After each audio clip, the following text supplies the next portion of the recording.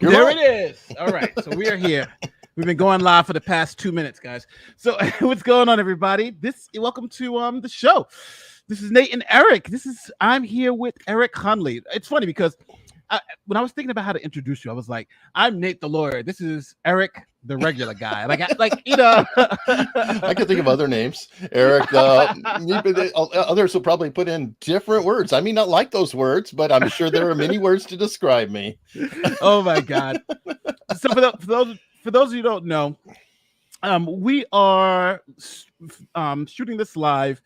We're going to react to a couple of articles that have come out over the weekend. One is about believing all people, right, Eric? Is believing all people? No, more specifically, believe all women, Nate. Get with the program. Jodi Arias, right? We got to believe her. Yeah, of course. I mean, we believe for sure. Eileen Warkos, we got to believe her. Maybe we could resurrect her. Believing all. So the Rosenbergs, believe them. Yes. Lisa says, in my opinion, your movement requires the validation of Amber Heard. You may want to rethink your strategy. Thank you. Why is that with Lisa? Every woke movement that they find somebody repugnant? I mean, we have BLM backing up Juicy. It's like, really, folks? I mean, there is nobody out there. No, you can't find any legitimate victim. You're going to have to find this one person. And then what do? Oh, I get it. Let's double down on that dumbass hill to die on. Listen. I don't know. I've been watching the trial. It's been crazy. But me and Eric have our first guest on the show. He's another attorney from New York and Florida, bringing in John O'Brien. What's going on, John? How you doing? Hey, guys. Doing well. Thanks for having me. So John is honored to be the first guest. I just want to be very clear. John is very pro Amber. So that's good. Pro Amber, right? So what do you think about the whole? Well, John, I want to ask you, what do you think about the whole believe all women narrative? What do you think about that? So I was thinking about that. I actually kind of want to separate like Me Too from believe all women, because Me Too I think actually has some sort of social value to it. The idea that you're not alone and can come forward. Believe all women is just a perversion of the presumption of innocence. It's, there's nothing preternatural about being a woman that makes you immune from lying. And that seems to be the suggestion here. Yeah. It's interesting because it shouldn't be believe a gender. It should be believe victims, based on the story they tell. But unfortunately, I think in this case, Amber's not the victim. I think she's the perpetrator. But let's see what all the hoopla is about with the article. So let me share. You bring up a good point on that. By the way, John, go ahead. If you think about it, what would be the best way to destroy a movement that I didn't like? It would be to escalate it to the next level. So if you get the whole Me Too movement, if I can inject a thing of believe all women, so now I've taken it to the ludicrous level, what does that do to the actual movement? And I bring this up because one of the biggest backers, the feminist movement, Gloria Steinem, was guess who? The CIA and Rockefeller. Yeah. And keep this in mind. Why would they want feminism and women in the workplace all the time? Because they could double the economy overnight. So there was more going on than just equal rights. It was, if you can get both parents working or both people working in the house, they're both going to buy a car. Now we've doubled the consumer production. Yeah. No, I mean, I generally agree with you on that one. I think that it's sort of interesting that now, because of that and because economies respond to the reality, you almost need to have both parents working. You do need to have both parents working to maintain a decent quality of life these days. Yeah. But now, with that said, everybody's saying, bingo, Eric, you got it. So with that said, all right, so you know what? Before we jump into this, let me ask both of you, seriously. You've seen, both of you have seen so much of this trial. I've watched every minute. I think John has watched a tremendous amount, and so have you, Eric. It's not about do you believe Amber. I'm going to ask you a different question. It's why don't you believe her? I'll start with you, Eric. I'm gonna put you on this. Put you on the spot. Let's see why. Okay. Let's see why Eric, in the big chair. Why don't you believe Amber? Oh, the chair's so big I have a standing desk. Why don't I believe Amber? Well, I've adopted a term that she is a pinball machine of micro expressions. And I'm not kidding. If you watch her in her testimony, because I do body language stuff on my other channel, she is moving so fluidly. And what's creepy about it is if you just slow the film down, you see this rage that seeps through. It's dark. Like if you're just kind of watching normal speed, she's like, well, an expressive person. But then when you slow down the film, because I had to do this, I have body language experts on, so I'm editing. You see these come out, and I'm like, okay, I'm aging myself, but does anybody remember the Linda Blair and The Exorcist? Or I'm waiting for her head to spin around. I'm not kidding. Her expressions are frightening, and she shows every sign of deception almost every minute of everything that she says. It's kind of like I was having a couple of body language experts on, and what I wanted to do is play a little game. Like, okay, pick the timestamp. Everybody go and then say, here are the 5 deceptive factors. Just at random. I've never seen anybody other than, I think, Jodi Arias might be a good one, who is so convoluted and all over the place. So that's why. John, let's know what. Let's put John. I like Eric's point. No, from my perspective, I think that the difference is in terms of just the two narratives. You put them side by side based upon what extrinsic evidence we have. It's so difficult to suggest that her story makes more sense. And I always operate, if it doesn't make sense, it's not true. Mm-hmm. And so the fact that Johnny's story of, throwing the bottle at the finger, whereas Amber's is he was smashing a telephone and that's how his finger got severed. It doesn't ring true. And, if you lie about one thing, it's going to make me skeptical about the rest of it. And it's just over and over and over.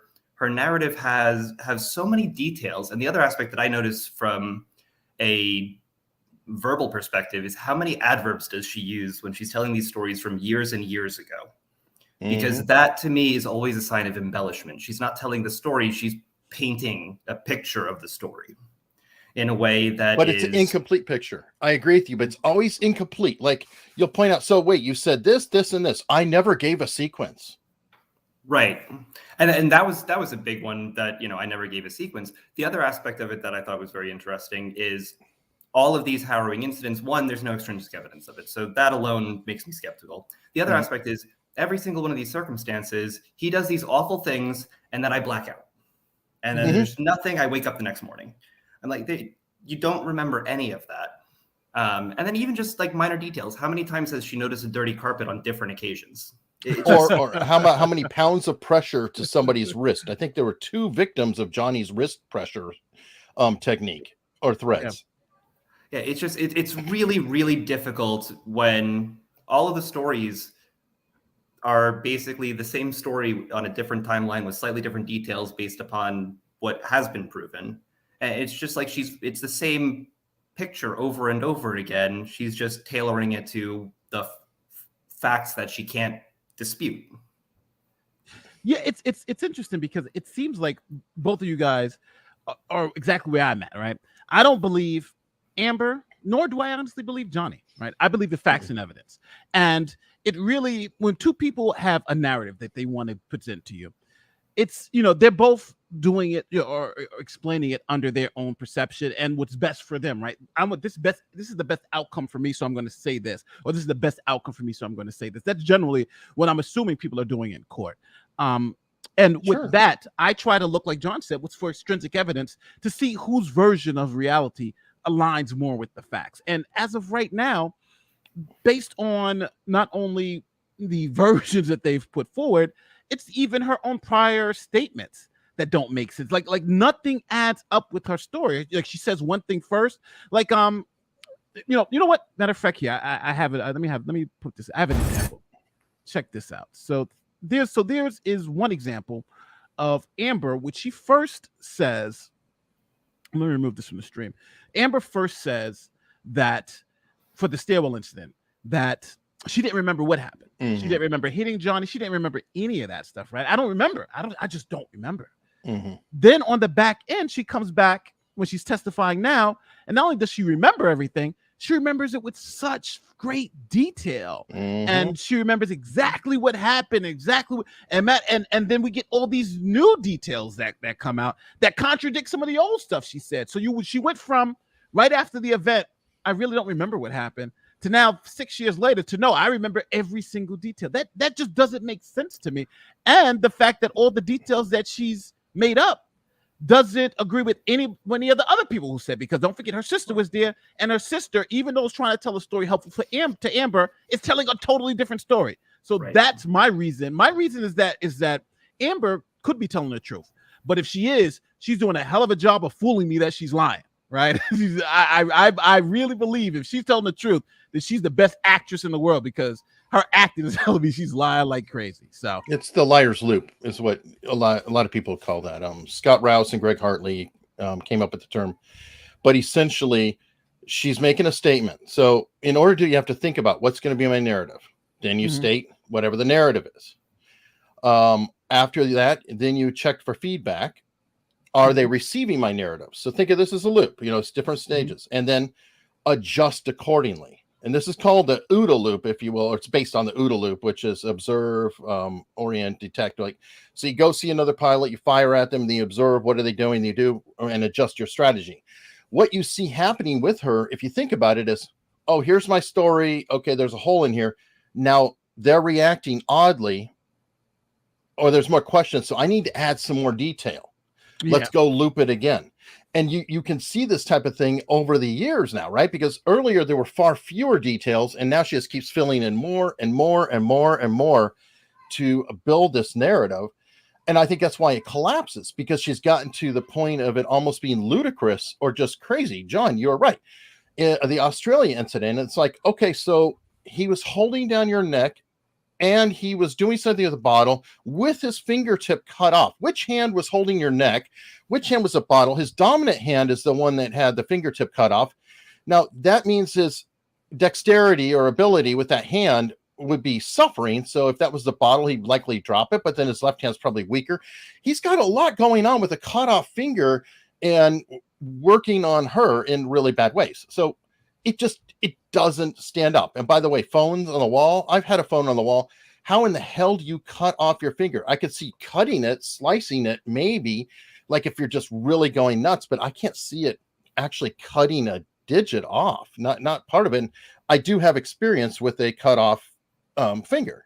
So I can actually relate. And by the way, that helps me to relate too, because when Johnny Depp described the feeling, I had flashbacks.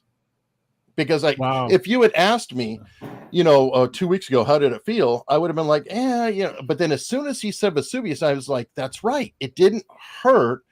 It felt really, really warm, almost hot. It is just this weird, creepy feeling. And, I was 10 years old, but that's how strong that image was. I was like, it's 100% true. I don't think you're going to get that from a phone. Well, and I think the other one that just sort of comes to mind, and somebody needs to make a supercut of this. How many times did she say, I never hit him? And then 2 sentences later it goes, well, I hit him, but I was trying to protect myself. So I never threw anything at him. And it's like, well, I threw something at him, but I was trying to get away. It's like she just contradicts herself 2 sentences later all the time. So just because, now I hate doing this. Let me read the super chats, but then I want to give people a clear example of why we don't believe Amber. So, because when we read this article, people are going to call us misogynist. They're going to say, Nate, you guys are just evil people and don't want to believe. So I'm going to play just one clip so you guys can see exactly why we're having problems believing Amber. Let me take down a couple of these super chats. 199 from Claire says, is JD suing for $50 million per count? 150 million plus 350 pun. No, he just sued for 100 million. Well, I mean 50 million. It should be 50 million per count. I miss Windows 7. Believe all women is how you end up with things like Duke Lacrosse and Jackie and the UVA frat. Yes. And who's Mattress Girl? Mattress Girl would be in that mix too. I don't know if that was absolutely. Yes, Mattress Girl too. Lewis McDavid says, hi from Scotland. JD putting himself, family through all of this. Why would he be doing this? AH tried to get him thrown out 4 times. That's true. That's true. Well, she's trying to cancel him. And Hunter's Farmer says, for $2, says, He beat her, she beat him, then clapped cheeks. Interesting. So that sounds like more of an activity than a crime. the mutual abuse right there. Moving forward, says the problem with the revolution, it eats the revolutionary. Yes. That's purity. That's a problem with any kind of fundamentalism and purity is if you go believe in this, first thing you'll notice is they lose a sense of humor and a sense of irony. Yes. And they ultimately become like a cult. And if you don't go all the way in with that cult, if you disagree at any point, then you are exiled from that cult. You are ejected from that cult. Yep. Well, so let me give people an example of what we are talking about when we talk about Amber Heard push my sister not being down the truthful. stairs. Here it is. So this is the stair incident, and you're going to hear Amber's two separate explanations of the event. Here it is. Part one. He was about to push my sister down the stairs. She was attempting to break us up. I am protective over my baby sister. When he laid hands on her, I don't know what I did, but I know I jumped in between the actions that I saw could lead to a fatal injury to my sister. She was standing on the top of a flight of stairs, and she has never hurt anyone in her life, and she does not deserve to be pushed down the flight of stairs. And it looked like she was about to be. And I would have done what anybody who has a child or a sister would have done. I acted defensively in her life. I saw her standing on top of a flight of stairs and trying to interrupt a fight in between him and I. I don't know what part of my body I put in between me and him and her. Pause. But I would have done any. You realize she's Karen? Great pause. Yeah, it is. But that's her. Any point you pause, you're going to see that. You're muted, Nate. But anytime you pause, you get these snarls all the time. But she's Karen. I want to talk to your manager. Any time you come to my table, I expect you to deliver my coffee. Oh my God. I don't want lemon in my water. Throw that out. Oh my God. The ultimate Karen. But that was a great pause. So you guys got to check. Got to give me some props. That pause is that's a thumbnail right there. Yes, and they're all over. You could randomly hit different points. And you'll always get that. That's exactly what you said, Eric. But I want people to understand what she's saying with this story. She doesn't remember. She doesn't remember anything. She just knows that it happened, but she doesn't even remember hitting Johnny. Listen again. Let's listen to what she's saying. Anything. I would have done anything to prevent her from being pushed down a flight of stairs. Now, I think it's important. Let me just go back because and trying to interrupt a fight. She makes sure. Listen. Just I acted defensively in her life. I saw her standing on top of a flight of stairs and trying to interrupt a fight in between him and I. I don't know what part of my body I put in between me and him. So I don't know what part of the body I put between him. We were on the top of the stairs. I don't know what. I don't know nothing, right? Let's continue. And her. But I would have done anything. I would have done anything to prevent her from being pushed down a flight of stairs. Now she's about to be pushed down a flight of stairs. She don't know what happened. She just threw herself in Look at here's another body language right here. Look, see the raised eyebrows. Yeah, raised eyebrows. Yes. This is confirmation glance. We're in the Ooda Loop, remember? This is confirmation glance. Are you getting it? Are they receiving? I'm telling you, she's a textbook. So that's the end of that. Now, let's hear what she said at the trial. So this is her at the trial talking about the same incident. So we're going to get her testimony now. I just remember this brief struggle we had before we kind of break away. Whitney, my sister, all of a sudden put herself in between Johnny and I. She just threw herself like in the line of fire or whatever. She just all of a sudden was there and was trying to get Johnny to stop. Her back was to the staircase and Johnny swings at her. New fact, right? Mm-hmm. Very new fact. Now all of a sudden Johnny swings at her now. We got a new fact. And very detailed fact. Before I was like, I really didn't remember what happened. I just saw she was next to this, so I threw myself in there. Now but she still qualified it Didn't you say I really don't remember to start, or I just remember? No, everything is think about it. It's all qualified because right out the gate, her initial statement was, I remember vaguely a brief incident, and then she's getting into more and more details. Yes. So now, and again, people should understand the timeline here. What we just heard before was 1 year after the event. Now we're about 7 years after the event, and she's more detailed. That generally doesn't happen, but here we go. And I just see my little sister with her back to the staircase, and Johnny swings at her, and I don't even now stop. Wait. Pause for a second. Don't even. I see my sister Uh-huh. with her back to. Which you're thinking about how they're standing to each other. I was thinking the same thing. Very relevant. I mean, it's like you're telling a narrative. It's like her face, her back, and you know why that's happening? Because she's making it up, right? Because she's playing one of the roles, and when somebody's line is saying somebody else is doing what you did, you get confused, and what you're actually describing your position. And you slip, and then you go, oh, got to get the other. She does that a lot. If you really listen, that's the statement analysis side of like, just close your eyes, go get a transcript, and just start reading her text and the little interruptions of, he went, and you see it all the time. I'm sorry to interrupt. You're muted, Nate. I can mute myself. I don't hesitate. I don't wait. I just in my head instantly think of Kate Moss and the stairs, and I swung at him. In all of my relationship to date with Johnny, I hadn't landed a blow. That I believe. And I, for the first time, hit him. Because she dissatisfaction. Hit him. She's satisfied. She's happy about that. But now the issue here is that she's told this fantastical story, a different story, right? That is a different story. It's a different story because at first she didn't even remember Johnny doing any of that. Now all of a sudden Johnny's swinging at her sister, and on top of that, she remembers her hitting before. She was like, I don't remember even hitting him. I just threw my body. Now it's like, no, I swung at him. I remember now. This is why it's hard to believe her story for me personally, because it's extremely convenient that the story has become this story versus what she said before. Does that make sense? Yeah, and Whitney has a third story where Johnny's attacking Amber. Yes. Right. Well, the only one I believe in is, I think his name's Travis. Yes. Or whatever.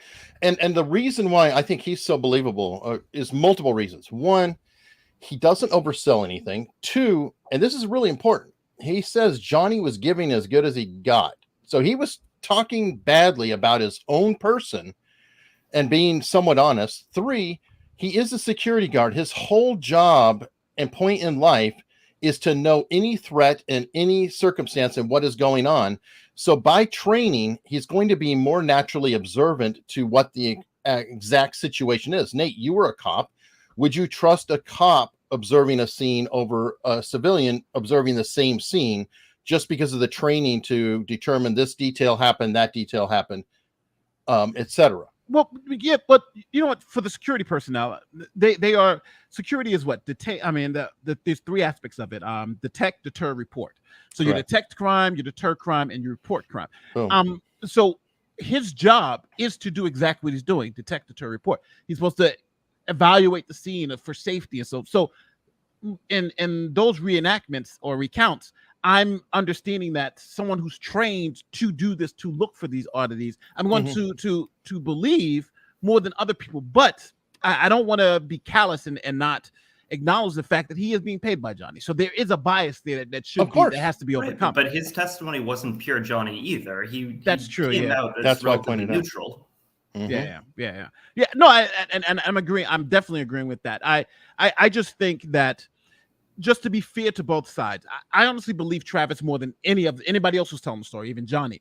But I also think, as if you're being, juries are going to also think, well, he's also being paid by Johnny, so there may be something there too. But with Amber and her sister, I think their stories are just so crazy that there's no way I can believe them, because their stories don't even match with each other, right? Their stories supposed to be the same because they're both on the same side. Their stories are so different that it's like The sister's telling one story, and Amber's telling a totally different story. But even with that, that actually gave me a little bit of faith in the justice system because it shows that the sister was not watching the testimony. That's true. Or she could have been and she just didn't care. Let me take down some of these super chats. Any chance Johnny Depp? Any chances Johnny Depp winning the case? What do you guys think? Chances for Depp winning? I don't know, but going by what Rob is reporting, he did a video with Spidey. Everybody check out Behavioral Arts if you get a chance. After you subscribe to Nate and Eric, but they did a great video, and I learned a lot of what was going on at the time because Spotty would do a body language analysis, and then Rob would say the jury wasn't even looking at her at that point, or they were deliberately turned away. They were ignoring her, and some of her reactions, they were pointing out, specifically Rob, how she was looking at two jurors in the back right from the witness box, and then when they weren't engaging, she would shift to the jurors in the front. So she was looking for allies the whole time. And a lot of the time the jury gave a cold shoulder. So at this point, just going by that, and I don't know, legally speaking, I think he still has a hill to climb, but jury wise speaking, like if it's my opinion, I would be tempted to say that most people would say, I just don't believe a damn thing the woman says about anything at all, and I just want to award him because she obviously exaggerated in his defamation. I don't care if you give me every detail, law, whatever. She defamed him. She's a liar. She made his life hell. I don't like her. And maybe I'm wrong, but I feel like it does come down to does the jury like her or hate her? And if they hate her, she's done. Yeah, it's a classic he said, she said. What do you think, John? I think it's really tough because you have 12 people, and in Virginia it has to be unanimous. Well, there's 9 there technically. 9. Yeah, 9. And I think there are only going to be alternates. 6 or 5 who do judge it. It's 6 that ultimately decide. Yeah. But in any event, I think that unfortunately this might be one of those where you win or lose at voir dire, because if you have one stickler who is listening to the judge's instructions and it's just no, that's not by the technical rules. And this is why I think, I talked to, I think you, Nate, and maybe they split the baby on the headline or something like that to try and get out of there. But if you got a stickler for the law in there, it's gonna be tough, because I think on the law he shouldn't win. I think for the first headline, I think on the law he should win on the headline if they can get the headline. If they can prove attribution, but that's a really high level concept that I don't know if the jury's really going into. But I think even when you get high level, the stupider or the dumber the other side's presentation is, the more likely, because it's like, they're going to, it's like almost the benefit of the doubt type thing. Like, this person's so bad, we're going to give you this one. I think on the other two, though, the abuse ones, I think that those are really problematic. And I agree. I think on the law, those would probably be ones that would go. But I really think his best shot is that, and if I'm predicting or just making a prediction, I think he wins on the title, but I think he may lose on the other two. But I also think he has a chance to win all 3. I think he has a chance to win a table, but that would be my prediction. I think he's definitely going to win on a sexual assault one. The other two, I think those. It depends if you have that one persnickety juror, and if they keep him in. If they keep him in, the persnickety one could be tossed. So you even have a little bit of chance with that too, right? We could have.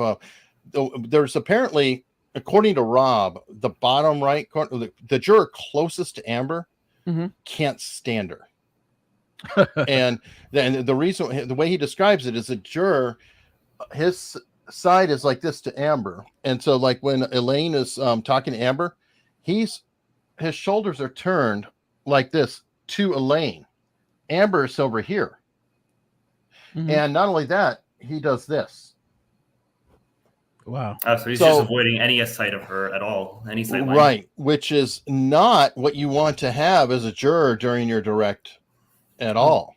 Oh yeah, that is not good. So she's always looking behind him, and that's why some of her movement comes in. I thought that was, again, I really do recommend everybody check that video out, because it's so illuminating. Somebody who's sitting there in the room saying, okay, at this moment, this is what the jury was doing, and taking notes.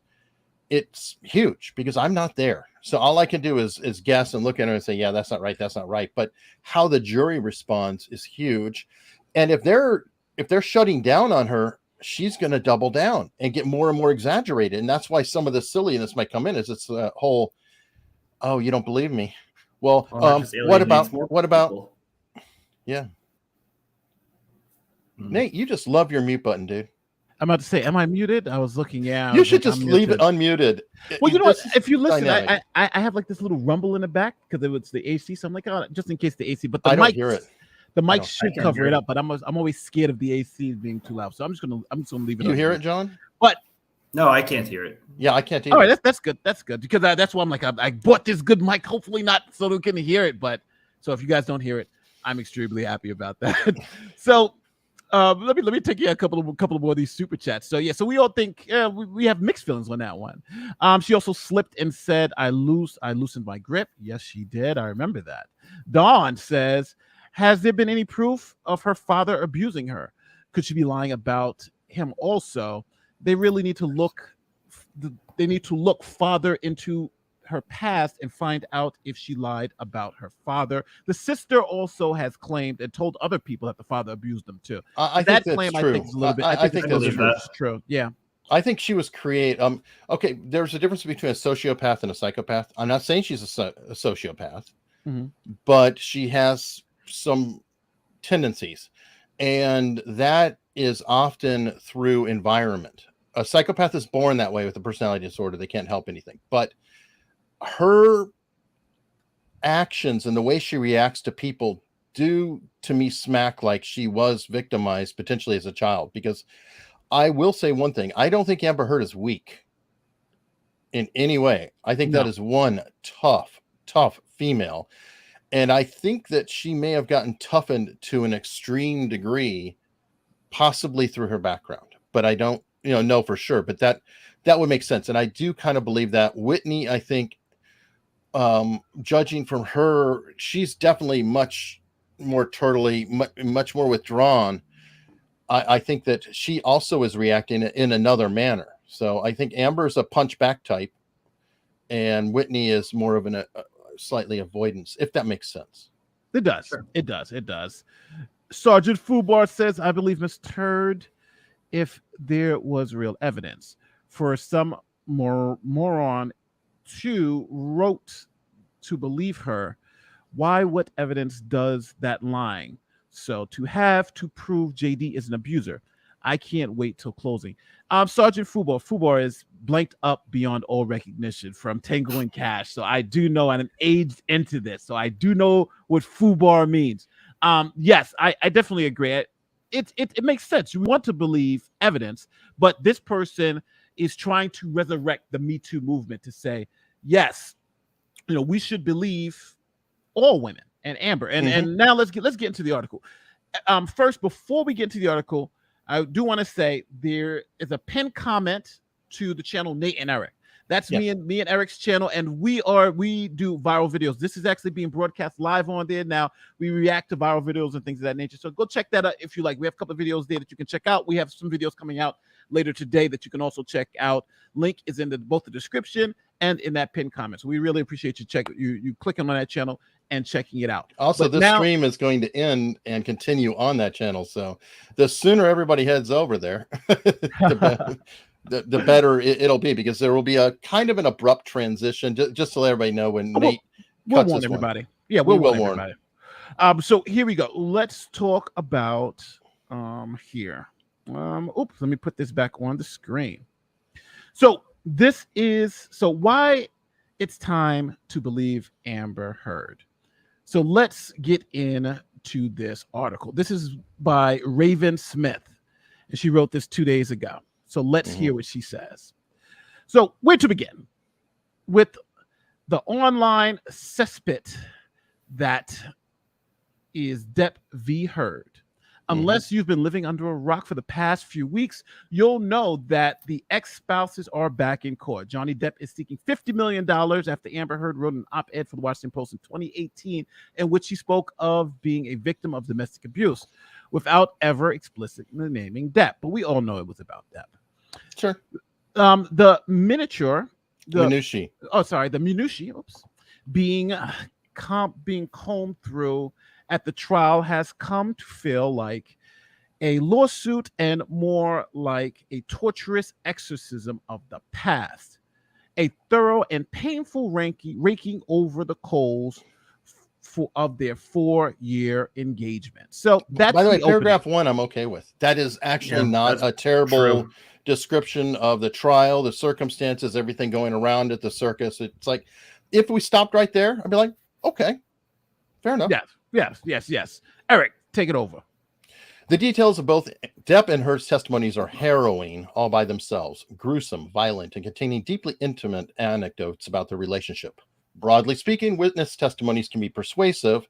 With 2 actors on the dock, we can never be sure of the absolute truth. Still, despite the fact that London's High Court previously found found allegations that Depp was a, quote, wife blank to be substantially true, the internet appears to have overwhelmingly picked Depp's side. Last week, justice for Johnny Depp was trending on Twitter. Yesterday, it was Amber Turd. Not just yesterday. You've been behind. It's been trending for like 3 weeks or so, very comfortably. So this person's giving us a lot of background, right, about what the trial is, how she feels about it, so forth, right? We get a lot of background noise into this.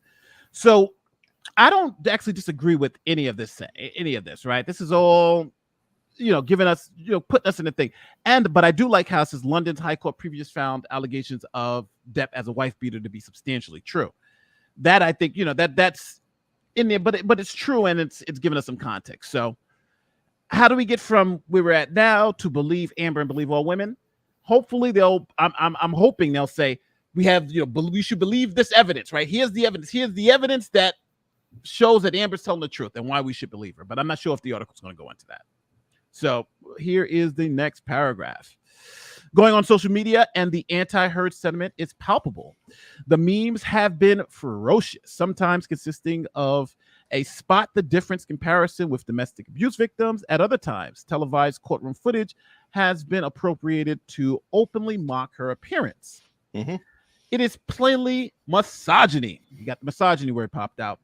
The company behind the makeup compact Heard used to hide her bruises even made a TikTok disputing her claims. Claimed to use. I would put in there, by the way. They're asserting that she actually did, which the company disputes because it didn't exist at the time. In the same statement about the company denying it. So this is some brilliant journalism, folks. Think about that for a second. We're just going to assert a fact, absolutely not in evidence here, as if it's just known. But you got to watch this stuff. Go on. Sorry. Oh yeah. Oh, we're getting close to it here. Heard is being systematically jeered at and ridiculed like a medieval criminal in the stocks as she catalogs historic abuse, and she alleges blank.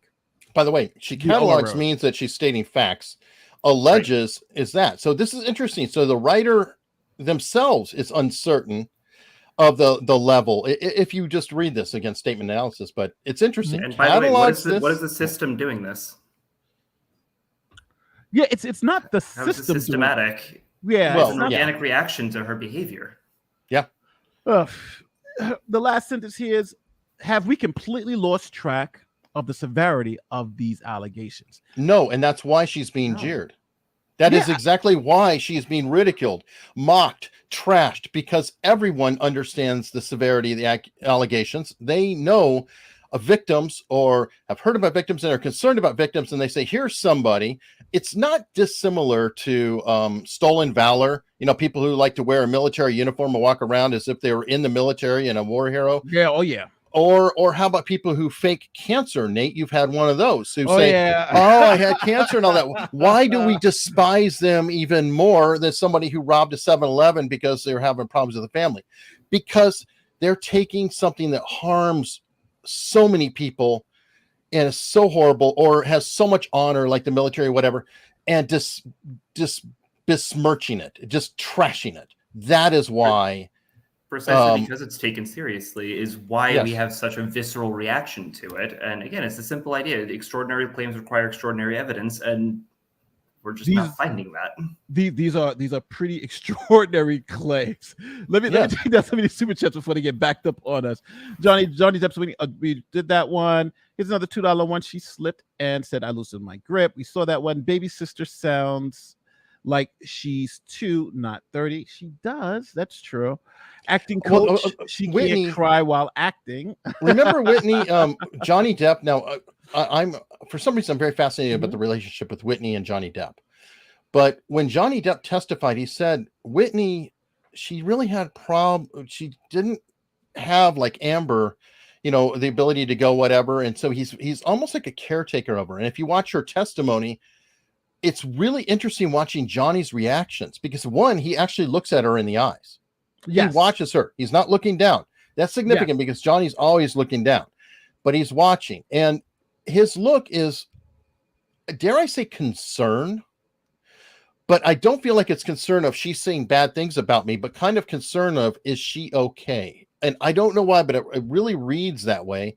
And his earlier testimony of her too.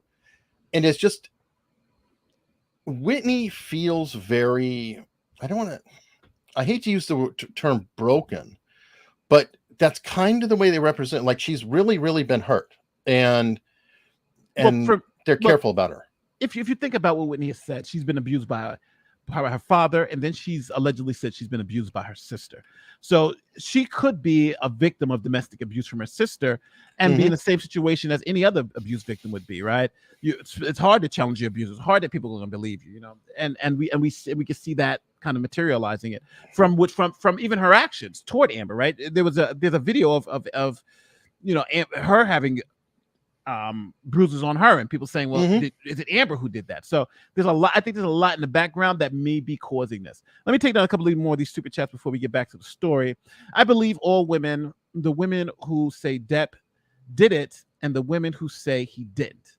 How to do that is an exercise left to the reader. Yes, Barry is very, very good point. Nicole and Mark said, she used the same photo for evidence for something that happened in 2015 and then again for the incident that happened before the order she got. Yes. They brought that out of trial. Camille Vasquez, still lawyer of the year. She might get lawyer of the decade for that cross. Her and Corey and Kyle Rittenhouse. Great process. Great. Yes. They won those trials. Corey definitely won that trial. Johnny swings, and I don't hesitate to Goku instant transmission between them. Yes. It's hard to believe because it just doesn't make any sense. Morning Forward says the recording of Amber begging Johnny not to leave her when he saw his daughter bothers me. She was in pain. She needs help. My heart bleeds for her. I actually agree with this. I agree with this. The problem is that I do think Amber needs help, and I would be very sympathetic toward Amber if she was not dragging him through the coals. If she had quietly, hopefully she does seek therapy. Hopefully she does seek all the help that she needs. I do think she's troubled, but don't drag somebody with you. That's my big issue. I would tell everybody to leave her the hell alone if she wasn't doing this. She is bringing it out there. If she didn't write the article, none of this happened. None of this. This is 100% her going and doubling down and going after him and not letting it go. If she let it go and sought help, I have a feeling he might have even helped her. It's just a gut feeling. Vicky says Whitney said JD came up the stairs and hit her Jen Lovo Monday for the rebuttal. Stefan says up to now the defense has had 10 hours more than the plaintiff, and the majority believe Depp in Depp's side. That's true, and that's a problem. That's saying a lot. For Joey says someone drops Vogue's team a link to the Fairfax County website where they can find all the exhibits from the case. They obviously need it. Well, that's what I'm saying. And this is the last one before we get back. We have two more before we get back to the article. This one says, thoughts of any holes on the JD side that might be troubling. there are some holes on the JD side that I think he has to still overcome. He still has to overcome the mutual abuse narrative, because they're saying he's got some, both the doctor said, what's it called? He gave as good as he got. And Travis said that exactly. Travis said he gave as good as he got. So I think that hurts the abuse claim a lot, because you got two people who are independent saying they gave as good as they got, meaning that there may have been some back and forth. But I think the sexual assault piece of it is the piece that he wins on, because there's been no evidence, and all the evidence that he's shown that he's abused or even a sexual assault happened, I think he's got that in spades. Let me get this. That's the overcoming though aspect of it. Remember, if they hate her enough, they'll forgive those little bumps, because they're like, you know what, 8 out of 10 words out of her mouth are a lie. So who's to say that the last 2 aren't as well? Thank you, King Siri. And this is a big one from Michael. Yeah. This is my first SC to see you. I'm saying SC. Super chat to you. Thank you for all your work. Can't wait for rebuttal. I'm expecting some bombs from JDC and still want evidence. Yes. I don't think they're done providing how much it's a problem. That's true. They have an expert for metadata still, I think. I'm not sure. Do you? I'm assuming Amber. You're talking about Amber. Does Amber still have an expert for metadata? On how to hide it? I think that he might have been referring to JD's team, trying to bring up the fact that they didn't turn over a lot of the metadata, and a lot of it was kind of spoiled. Yes. But they already had a computer expert, so I don't know if it would be duplicative in rebuttal. Yeah. We will definitely say. All right, let's get back to this article. Thank you, Michael, for the super but by the way, that was pounds, dude. That was like real money. Not American dollars. That's like British pounds. So thank you. Backed by the good Bank of England. All right, so here we go back to the article. Let me just find it. All right, so now we have. We all understand that Depp fans will side with Depp, obviously, yeah. But even the less aggressively Depp-pilled. I like that. No, this is pilled. Oh, you know what? Eric, take it over. Okay, but even the less aggressively Depp-pilled of us want to believe the Caribbean pirate is blameless, if not squeaky clean, then at least under duress of drug addiction and acting out of character, that his violence can be somewhat explained away by a lapse of judgment or circumstance, or both. We certainly don't want to believe that this entire court case is precise and conniving operation in discrediting Heard, regardless of what she has to say, regardless of her truth. I hate her truth. Depp-pilled is a deliberate dig at saying that he's coming from the right wing, because red-pilled is associated with the right, very specifically men's rights movements, because the movie The Red Pill by Cassie J came out, and it talked a lot about men's rights, men being abused, and all of this going. So that was a very deliberate subliminal dig in there, if you will. Yeah. It's interesting, because I think this last part, regardless of her truth, right? This is crazy. Convening operation and discrediting her. That's what the trial is about, right? This last sentence is what the trial is about. We certainly don't want to believe that this entire court case is a precise and convening operation to discredit her. Conniving operation to discredit her. That's exactly what a court case is. Yeah, right? I was gonna say she's making allegations, and they're trying to discredit these allegations to prove that she defamed Johnny. Go ahead.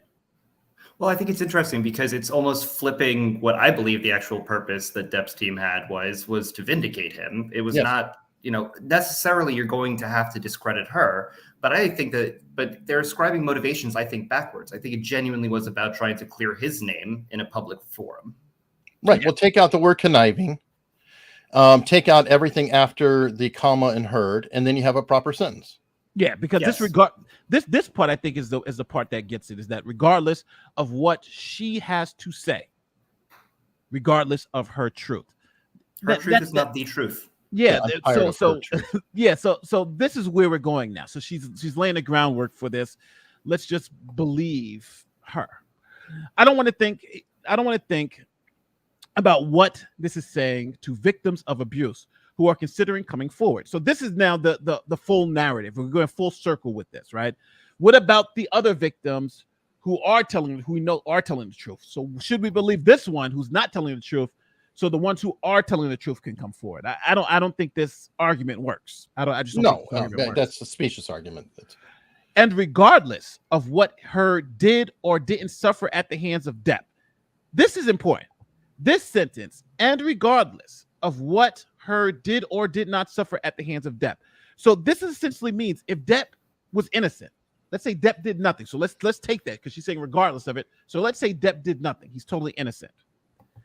Isn't the relentless memeing of her a form of violence itself? So she is saying that we, who are sharing memes and things like that, we are committing violence against Amber Heard. Wow. So Johnny Depp may or may not, doesn't matter, but the internet is abusing her. The internet, everybody's abusing her. And by the way, somebody pointed out in the chat, this is no longer a left-right thing. I agree. Yeah, I agree. Red Pill, and somebody pointed out Red Pill's Matrix. Yes, the original source of Red Pill was the Matrix, but it was adopted for the men's right movement. A lot of things there, and that was the allegation there. But they are trying to frame it as a left-right thing. Authors like this of the article, they're trying to make it a right-wing conspiracy or things like that. We're committing the violence. We are committing. The people in the chat and us who are watching the trial and evaluating the evidence are she's saying that we're committing violence because if we believe the evidence and the evidence says she's a liar, we can't ridicule her. We can't say, yes, all the evidence points that you're a liar. That's what they're saying. We are not allowed to challenge because if we do, we're committing violence.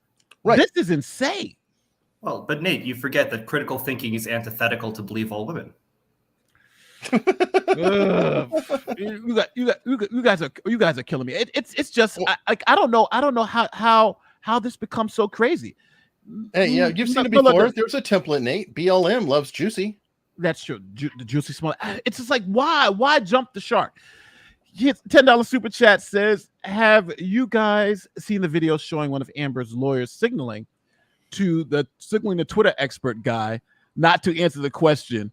He does look over quickly to the lawyer and tries to deflect the question. I didn't see that. Do you guys remember that?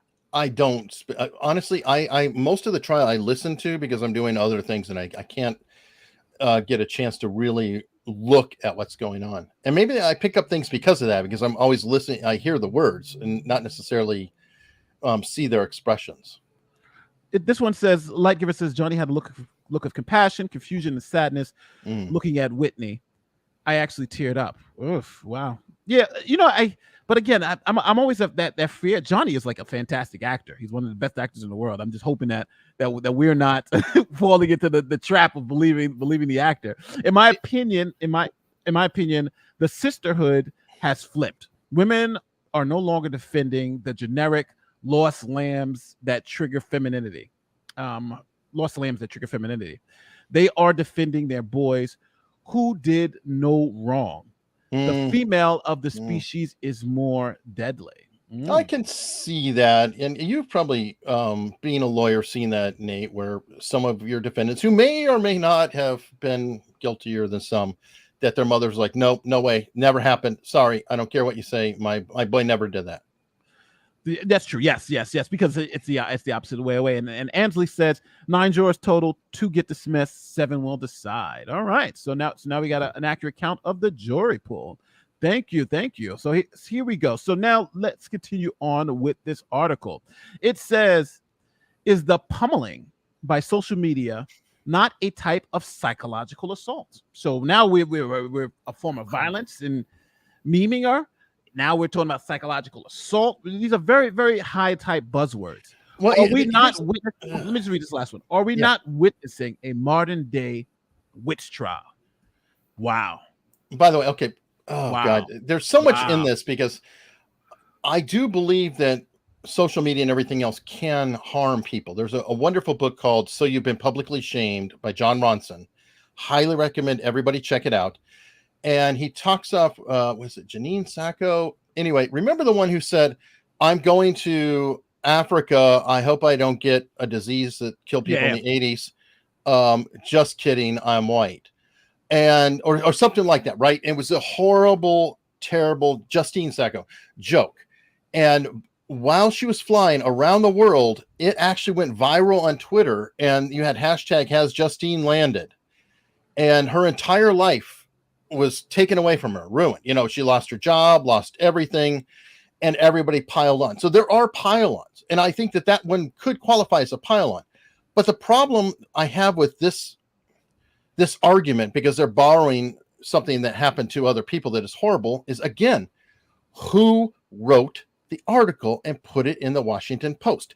Who attacked somebody who had already paid millions of dollars, had moved on, was trying to do whatever he was doing in his life and get it in order? Who drug him into the scene? Amber. So Amber is getting a backlash from what she did. And could she have stopped at different points? We have an audio of him saying, stop this. You've got to stop this. And she's saying, you do it, Johnny. You take it in front of a jury. This is a reaction to her. I don't believe it's a pile-on. Yeah, I agree. We're reacting to what we're hearing. And this is not, and they want to make it seem like we are making things up to just not believe her. And that's why I think John said earlier, you know, it's like they haven't even looked at the case. They're just coming to this conclusion that we're all horrible people who want to hurt Amber Heard in some way, which is just not accurate at all. It's not. And I think that's part of the problem. And it's exactly what Eric said, is that she sort of, you know, loosed the wind and she's reaping the whirlwind. It's just, that's the reality of this. And, you know, if what she was saying were true or rang true or had any sort of validity to it, or if it weren't so full of holes, then it wouldn't be happening. But look, if you put yourself out, this is the nature of being a public figure. I think I have a lot more sympathy to private individuals that get the internet's wrath brought upon them than a public individual who tried to benefit from a movement and it backfired. That's my sort of bottom line when it comes to why this is happening. I want to get in Tammy's quick super chat here from Canada. Tammy says, I'm a female survivor of SANDV. Logic and emotion both have me identifying with Johnny. This time, believe women are humans who can also be abusers. Wonderful super chat. Thank you, Tammy. Thank you for sharing your story with us. But yeah, that's unfortunately, it seems like that's what this article's struggling with. The fact that women can be abusers. Eric, take it away.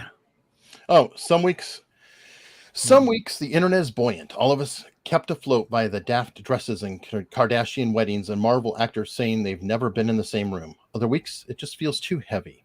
We're watching people actively seek out humor in domestic abuse as Roe v. Wade is terrorized by pro-lifers, and as we see yet more episodes of racially aggravated violence. We'll rally. We always rally. But right here, right now, it feels shit. So okay, this is objectively and people are saying, what are you talking about? No, to tie these things together is absolutely insulting. No, they're not saying it's a right-wing thing at all, right? Because, you know, pro-lifers and come on. Yeah, it's just so all the anti-abortion people now are against Amber Heard now too, right? So now we got Roe v. Wade. If you're pro-abortion, you should be pro-Heard. I just this is crazy. Oh my God! This is insane. I don't know. We have one person in the chat for Amber, so that's good. All right, that's good news. Mike Bruno. Of course, Mike is usually on the opposite side of just about anything I say. So. By the way, Roe v. Wade is terrorized by, you know, a pending Supreme Court decision. That's an interesting way to frame the legal process. It was kind of weird. Hold on one second. All right, so this obviously is coming from a very left-wing source, but it just is what it is. It's like, what? All right, so Eric, can you take this? Sure. I spend a lot of time wondering if everyone's lost the plot. If the erosion of empathy we see online has rendered us so inherently unkind as a species that there's no return. I don't want to despair for humanity. I want to believe that some of us are offline and mildly compassionate, or compassionate in a way that doesn't get tweeted about, that you're all out there being nice to each other, and I'm reporting on a tiny cluster of internet users with pitchfocks. I'm sorry, I can't help but slip the sarcasm. I can't help it. It just seeps out. I'm trying. I can't help it. It's the words don't flow unless I read it dramatically. Oh my God. But is she actually writing this unironically?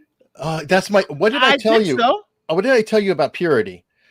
When you get into purity, the first thing you lose is a sense of irony, and the second is a sense of humor, because they go together. This is completely unironic.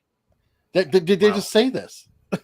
we are essentially just supposed to close our eyes, take Amber's side, and unless there's like overwhelming evidence, like videotape confessions that she's lying, then we're supposed to seemingly, if you say anything negative about her, it's essentially a witch trial.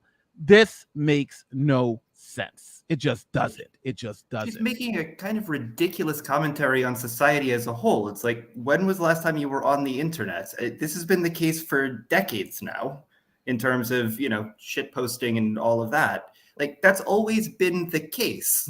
This is a British Vogue too, by the way. So we're talking about the place of paparazzi who chase princesses into their death. So yeah, I'm going to listen to that side of the pond. Oh God! And let's close out on the final paragraph.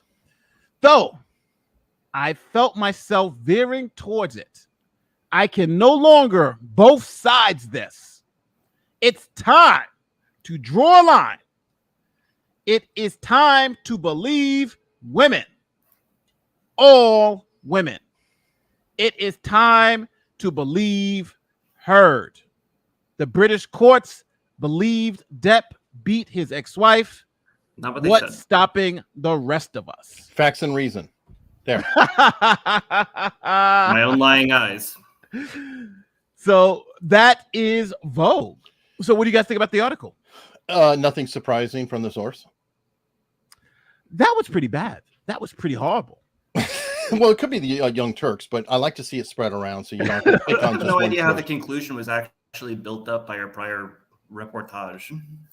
Well, this is more an emotional argument. She's trying to get the emotion of the reader. She's trying to say, here's the past history. This is the way it was. Most people know. So that's kind of where they're going with this, right? And I think that's where this is failing, because I think most women know women lie, right? If you're a woman, you're like, yeah, we lie, but there's a reasoned balance, right? And like we were talking about before, when it comes to testimony and things of that nature, initially when you tell me something, if I have no reason to disbelieve you, I'm going to believe you at that moment. But then when the evidence comes in and things are showing that what you're saying may be bunk, then I'm going to be less likely to believe you based on what we have, right? It's not kind of like I'm believe you no matter what. This is not like I'm believing in God, right? I believe no matter what God says, I'm going to believe it, right? I think most people would say that. But it's like most people, I'm just not going to believe you. How about trust but verify? That's not a bad one. If they come forward, you should take any accusation seriously and investigate it thoroughly and then draw a conclusion. I think that's a very reasonable standard. Anybody who makes a serious allegation, it needs to be investigated. Period. Eric, you're making way too much sense. That's the problem right here, is that she's trying to draw a little bit of, a handful of trolls about this one specific case. And where she goes totally off the rails is she turns this into an entire societal diatribe about Roe v. Wade, Black Lives Matter, the incivility of society. And it just, that's the way that you do it. You take a small thing and you turn it into, this is the problem with the entire worldview. And it's a movement. This is the movement. Yep, no, you're right. This is the movement. The Diana B says, "What's the point?" This is good. So let's do some rapid fire chat so we can get these down. What's the point of an appeal to these people then? An appeal bringing up more truth at times. An appeal. Well, I think if Amber loses, she's definitely going to appeal. I would appeal because it's a defamation case. You may unless he wins like a $1 settlement, which I've not completely ruled out. The whole that's true. If the jury awarded him $1 and said, you win, he's a liar, that would, I think, be a giant win for him. I don't know. She probably still would appeal it because I feel like from her previous action, she's someone who cannot let it go or let anything go, and it could be terrifying. Yes, that's true. The UK trial didn't find the allegations to be true. They found that the paper didn't have any reason to believe that it wasn't true. And that is a very good point. That's essentially why he can't sue the papers here. Have you seen any of the body language experts going over Amber Heard and crossing her lies? Yes. Yeah, on my channel. Yes. Every single one. Yeah, goes up to Eric Spidey, the behavioral panel. They all are every unanimously. All the body language experts are saying this is bunk. As a feminist premise, if we believe women can take on traditional masculine roles, then it logically follows that women can be abusive. Thanks for the content. Of course, Vicky, you're 100% spot on. Alex says it's an opinion piece based on opinions of one person who did not look at the facts. It's a horrible piece. Yeah, this is an opinion piece from someone who has an uninformed opinion. Misogyny, it's idiocracy to believe someone just because they have a vagina when all the evidence points to them being an abuser. I agree 1,000%. But again, their argument is believe the gender, don't believe the facts and evidence. And I think that's the issue that we're drawing upon here. Would love to stay, listen, but too many trolls, bots stating lies and facts and being hateful, and mods not doing their job. Oh, Crystal, I'm so sorry. I just promoted a mod on Nate and Eric. We're gonna be going over there in a minute, but Busha is in there like a sniper, just going boom, boom, boom. I'm seeing them right now. A few timeouts. Right. Oh, do we have anything on the other channel? I didn't see. Yeah, we're at 520, so I'm hoping that the people shift in as we wrap up, because I know we're going to cut the first one down. But I was looking to make sure we don't have any issues on the Nate the Lawyer channel. If so, let me do this. Let me kill them right now. Go to subs only. I'm doing it. That's what I'm doing. Sure. Subs only, any duration, and we're gonna slow it down to 15 seconds, and that should take care of most of. And there are mods in the chat like Sokka. So if anybody sees anything, Sokka, yeah, the mods are in the chat, and they handle it really good. So all right, Crystal. Sorry you had a bad experience. Maybe next time. Good luck. All right. This one says the UK ruling was based on perjury.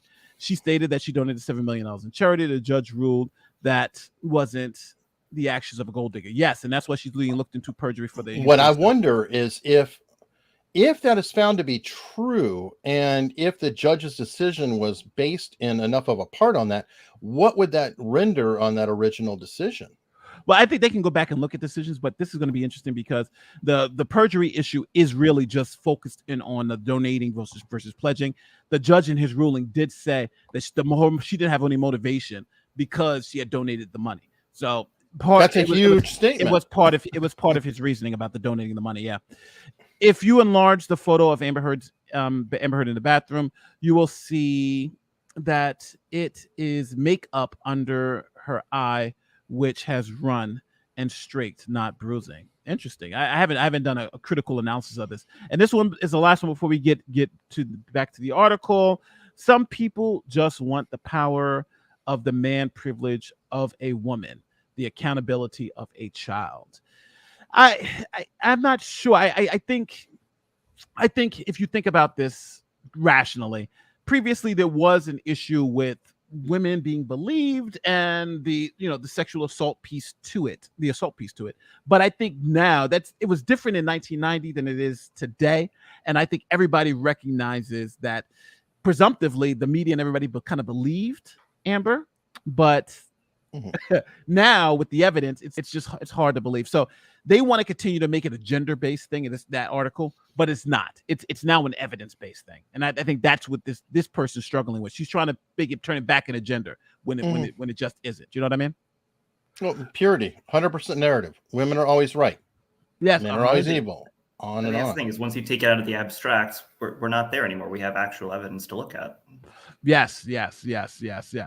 Here we are. Let's move to the New York Times. So we're going to move to New York Times, but just so everybody knows, in about 30 minutes, we're going to be moving strictly to Nate and Eric. I want to give everybody time. We're going to try to read out most of your super chats. Whatever we can't catch here, we're going to catch over there. to Nate and Eric before we end out. So remember, 30 more minutes. Please click the link in the description. Go on over there to Nate and Eric, and we're going to end the show over there. So and subscribe while you're there, folks. We're trying to fill that up and get YouTube to grace us with their love. But we've submitted it for monetization, and we're hoping that it comes through. So the good part is the Nate and Eric part will be 100% free. Oh yeah. Here is, so now we are looking at it's a pinned comment, Valeria. Anyone who wants to go over now, it's a pinned comment in the chat if you're on Nate the Lawyer. Yes, look at it, and it's in the description. So just click the link in the description. So this is the New York Post, May 18th. They see Amber Heard calling Depp back to the stand could be risky, experts say. Now, they say they have a source close to the Heard that told Post last week that Aquaman actress legal team may plan to have Depp testify again. They argue her side in the ongoing courtroom battle in Fairfax. Now, E! News is also reporting that they have a source saying that they will be called. Let me add this to the stream. And this is the New York Post article. So, thoughts about, now, New York Post, for everybody who doesn't understand, has been extremely, and I mean extremely, pro-Amber. Pro Amber. But what do you think? Do you think, I'll throw this to John. John, what are the risks of calling Johnny Depp for Amber Heard's team? The practical reality is that after the absolute train wreck of Amber's testimony, we're going to now bring the charismatic Johnny Depp back that everybody seems to relatively like and remind the jury how much they liked him, and then draw a second comparison between the two of them. I mean, I don't know what they're going to try and extract from him other than give him more of their time to plead his case. Yeah, like Eric, it's like, was Johnny really that good on the stand? Like Eric, because Eric, you're not an attorney. Like when he was on the stand and you saw him, what did you think? He was either extremely good or Rottenborn was very bad. I don't know how to put it, but he survived the cross. And okay, now I'm going to get people getting pissed, but Amber likes to filibuster. So did Johnny. Yes. Rottenborn did not take control in the cross like Camille did. Camille said, no. And Rottenborn didn't know how to deal with him, and he let Johnny just talk circles around him. There were times that I was going, Johnny, yes or no? Where's the answer? We're 2 minutes into this, so I'm confused. But overall, he came off as believable. He came off as, telling the general narrative. Obviously, he's self-serving. Everybody in this courtroom, I hope, is self-serving, or they're a maniac. Amber Heard tries to play that she's not, that she cares about Whitney and others, but she's self-serving too. I mostly have a question of, will the judge allow it? I mean, because it seems kind of unfair now on the almost like a sandbag. Like the plaintiff did not call her. They waited until she did her direct, and then they did a cross, much the same way as Johnny did a direct, and then there was a cross. Is this seen as a good maneuver or a dirty move? I mean, will the jury interpret as that doesn't seem weird, right? I mean, he was on notice because when he finished, they told him that he was subject to recall. So, it's not like it's total sandbag. I just don't know what they're trying to get out of it. Yeah, I don't know. It's they don't have much time though. They better operate fast. And he speaks slow. Oh, good point. Because that's the problem here, is the time issue, right? The time issue is the problem. If they just don't have the time, I don't see what happens when they don't have the time.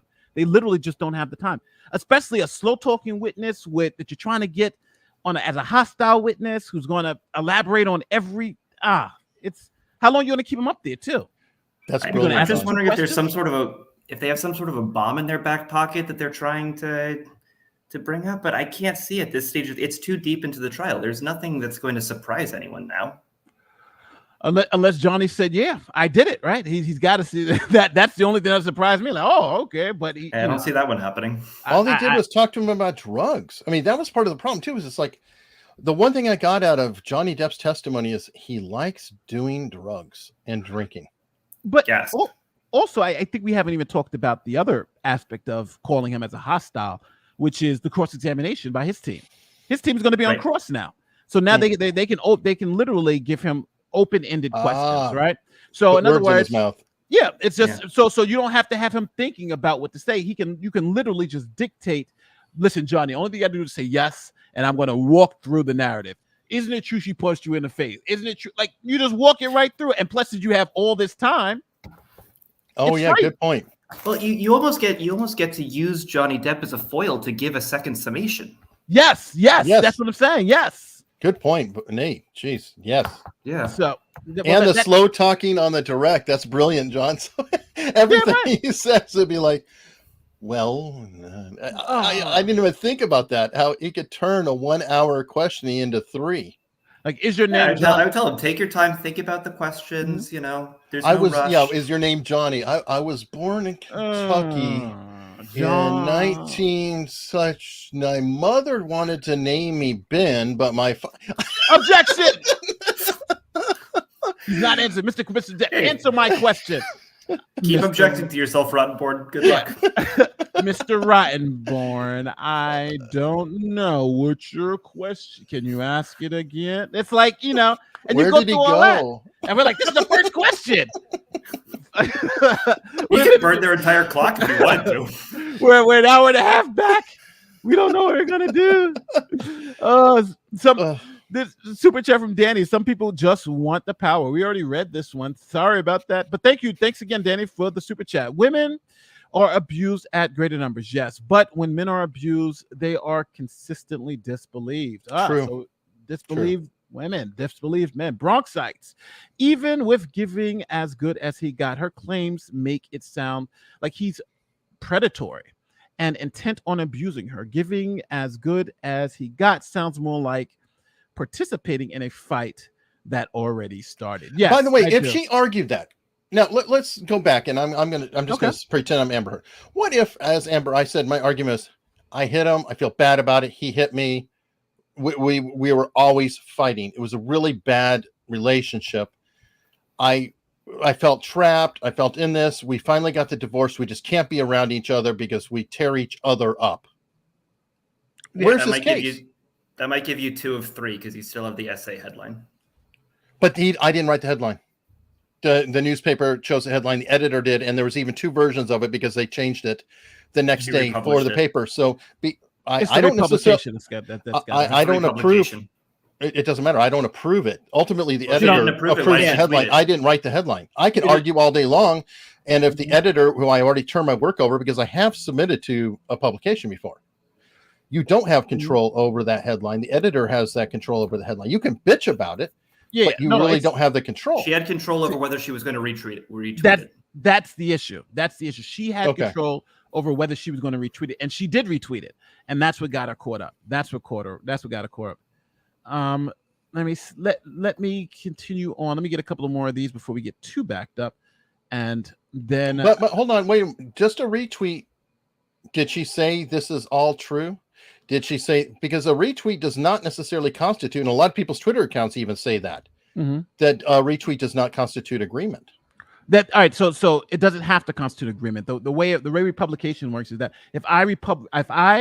let's say if somebody says a defamatory statement, I don't know if it's true or not, and then I say it again, I have republished it.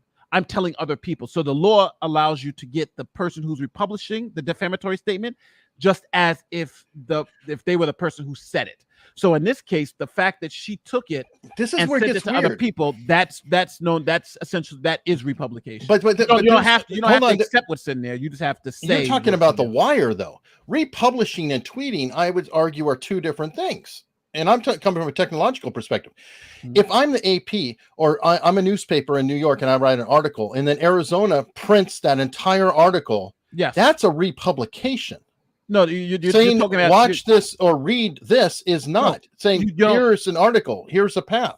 You don't understand. Well, the difference between maybe the colloquial publication and legal republication. Legal republication is saying even if I take what you said and I've told it to somebody else, that's republication. It doesn't have to be in a newspaper. It doesn't have to be. It's literally me telling me if I say Eric said blah blah blah blah blah and repeated the defamatory statement, I have republished it. Even it could be to one person, it doesn't have to be to everybody. Okay, the quote is saying, okay, hold on, the chat may be correcting me. It's not a retweet. They're saying it's a quote tweet.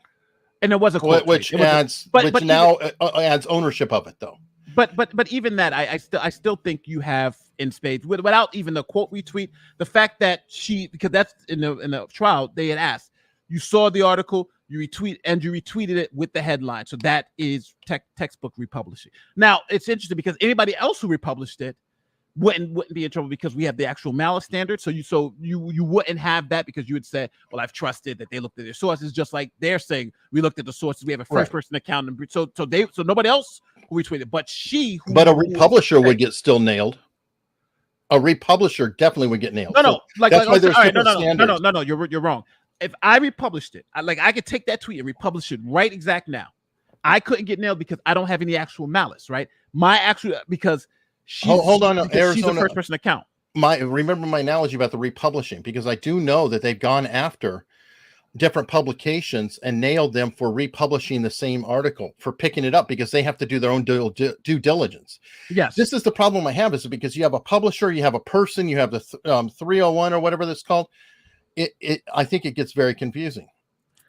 It does, but the simple legal premise is if a defamatory statement is said and then you say it again, you have republished it. Without the technical how you did it is one thing, but that is the premise, and that's the premise that John, again, all first year, any first year law student, when they learn about defamation, one of the issues is republication. Let me move on to a couple more of these super chats before we get too backed up and then head back. So Russell Wong says Instagram has come forward with another honeypot pic showing JD's black eye. The one Amber Heard said was photoshopped. Oh yeah, that was a crazy one.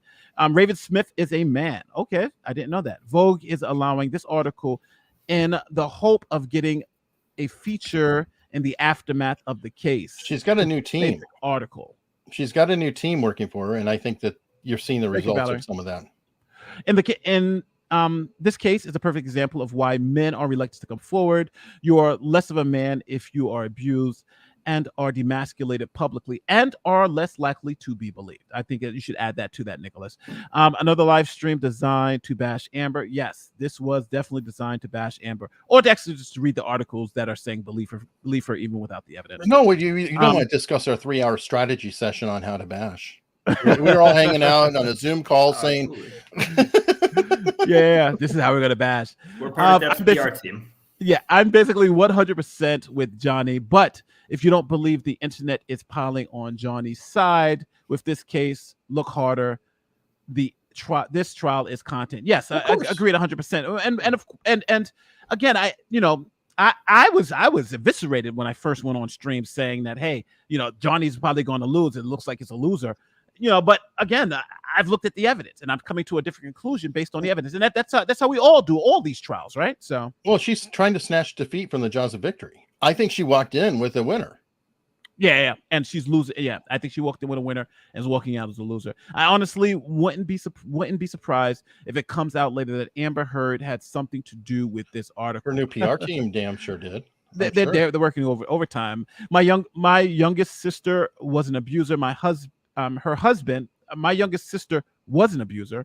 Her husband, like Johnny, would lock himself in the bathroom. We finally, after 3 years, convinced him to divorce her. 30 years later, my sister is still mean. Light giver. Ugh. Is your sister Amber? The writer is male, I think. Yes, we found out. Well, everybody's saying Raven is male. Have you read the NBC op-ed? And where the author argues the notion of mutual abuse is an oxymoron. It is a good read. We'll check that out. This is Saka, my brother from another mother. I believe the person who wrote this is male. Yes, the person is. Media says not to believe your lying eyes or ears. No, it says to believe her. Not all Brits are bad. Eric. No, especially you, Michael Gaunt. You threw down cash. You automatically bought goodwill in our heart. Body language experts say Amber Heard is full of the stuff she left on Johnny's bed. Yes. The absolute gall of the claims to invoke witch hunt, which in context of cancel culture And Me Too shows a staggering lack of self-awareness. This one, according to the article, we are no longer to believe Joe. We are to believe Jodi Arias, and Casey Anthony.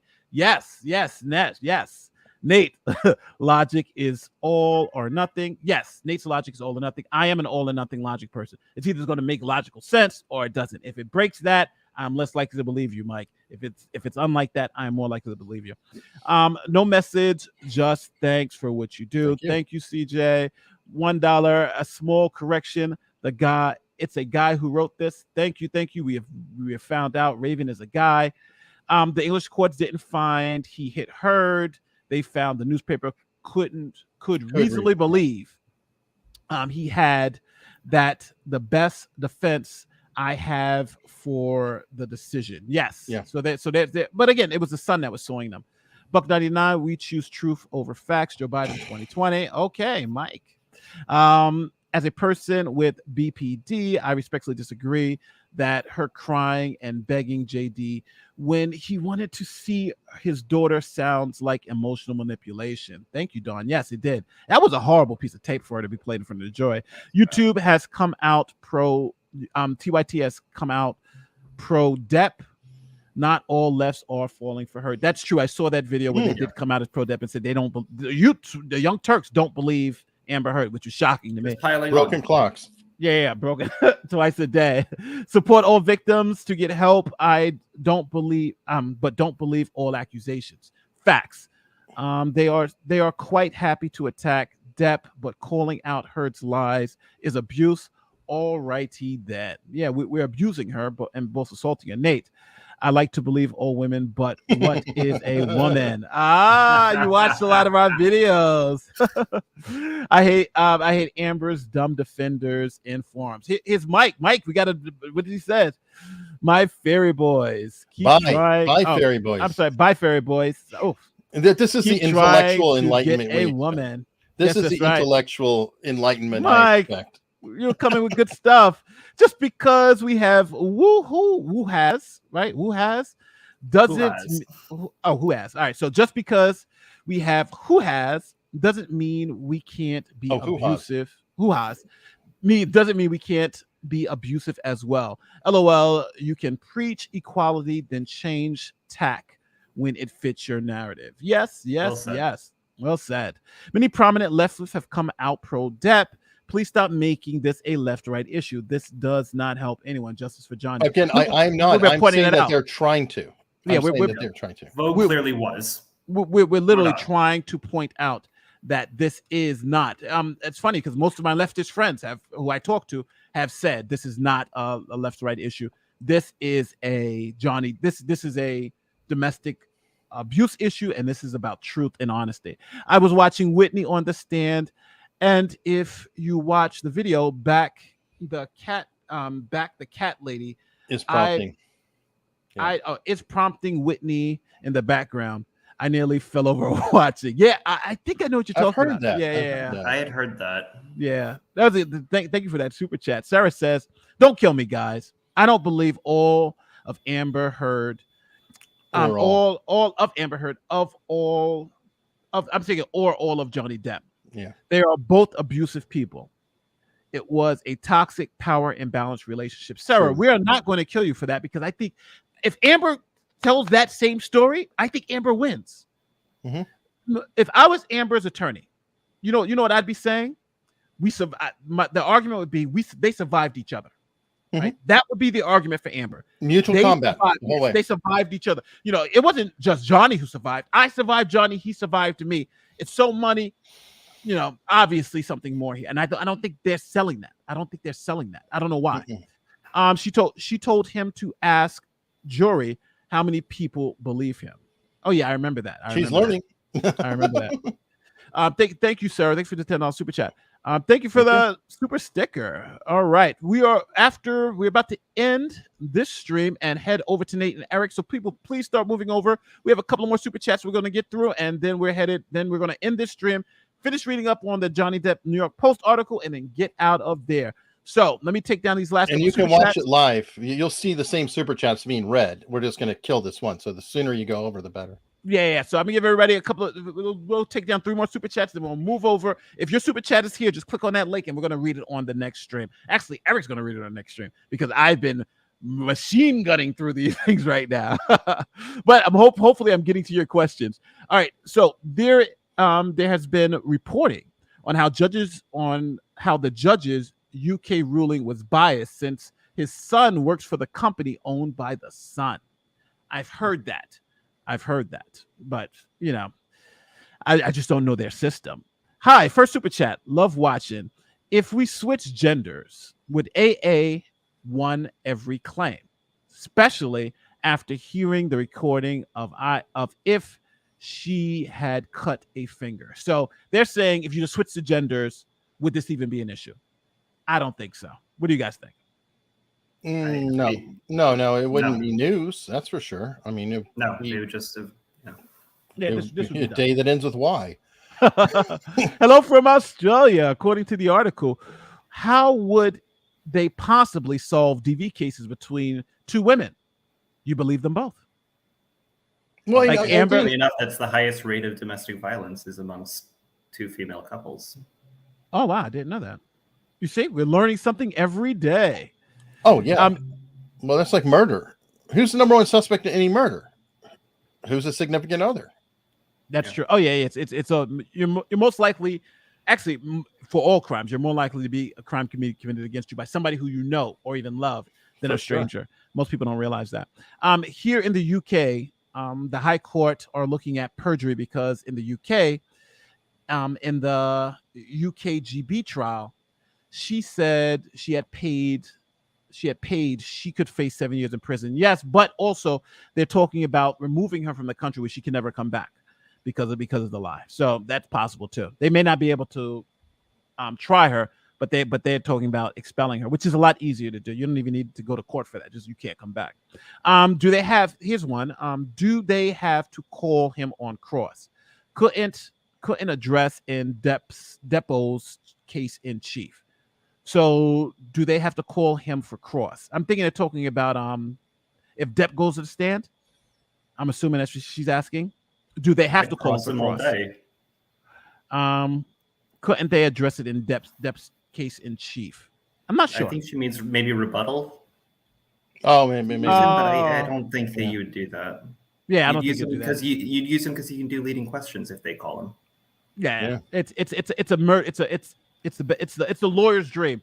Direct questions on your own witness. That's the dream. This $10 to $9.99. They have to call him to connect him to Walderman. Yes. If they don't, they lose their counterclaims. Yes. If they do, they will lose time and the jury. Yes. They've already lost it just on how they want to do it, in my opinion. Yeah, because they can't get past the attorney-client privilege with Waldman. That's the problem. No, Nate. He is still adverse. Yeah, and I'm not sure. I think you're talking about if Johnny is called, he would still be adverse. Yeah, he would be an adverse witness. Sarah says he headbutted her, throws, has bruised buckles, and recordings of him raging on her and texting about R-word and burnt corpse. I understand, but keep in mind there's a movie called The Life of Brian. Life of Brian, everybody should check out, by Monty Python, that literally goes into burning a witch and different things. So some of that, there are cultural references. Yes. So now for everyone who's here, please click on the link in the description. We're going to keep this same thing going, but we're just going to blip off on Nate the Lawyer and head to Nate and Eric, which link is in the description and link is in the pinned chat. So Eric, you said, what do I have to do to end the stream here? You go up top where you see the connected to on the top right, and there's a drop down, and you're going to disconnect the Nate the Lawyer one. Connected to. All right, it's not showing me. There should be a drop down arrow next to where it's connected to up on the top right. It shows the little channels. I see the 2 channels. And right. So you remove, or there's somewhere you can click on it. Say, yeah. I got it. It doesn't say delete from YouTube. So again, click the link in the pinned comment in the description, or go into the description of the video. There's a link that says Nate and Eric. That's where we're going right now. In 3, 2, 1, boom. And hopefully we'll see the numbers rising on Nate and Eric. And we're talking for a minute. I see 1,006. Okay, people are coming over. They're coming over. We could do a couple super chats. It looks like they are still here. Yeah, they're still here. I got them. Okay, cool. So you can still bring them up on the screen, even though we're on the other channel, which is kind of confusing, but it'll work out. So first, let's do this. Let's get back to the article, because we will answer super chats, but I want to give people time to get over here. So if they've given us a super chat, we can just I can read them. And let's get back to the article. So, and folks, please sub while you're here. You're just coming over. It's new. We're really, really trying to build it up, and a sub, a like, all of that helps. It's a brand new channel. I mean, I'm not kidding. It's quite literally tomorrow will be 2 weeks old. So Amber Heard's team to call Johnny Depp back to the stand. Experts weigh in. So essentially, this whole article is trying to explain the positives and negatives of calling Johnny Depp back to the stand. Now, I think no matter what you think about, the case, the risk of this, I think, is just way too high. I think if you really just think about, he's a very compelling witness. If you just think of, let's think about the obstacles. Time, right? We have a time issue. 8 hours left. A slow talking witness who's very charismatic, who people love. How do you get around that? Eric? What do you do? Well, especially if it's a direct, where that's even worse, because they're not able to call him up and cross him. They can ask him leading questions, though, because he's an adverse witness. So yeah. Okay. So both can do it. Both sides can do it.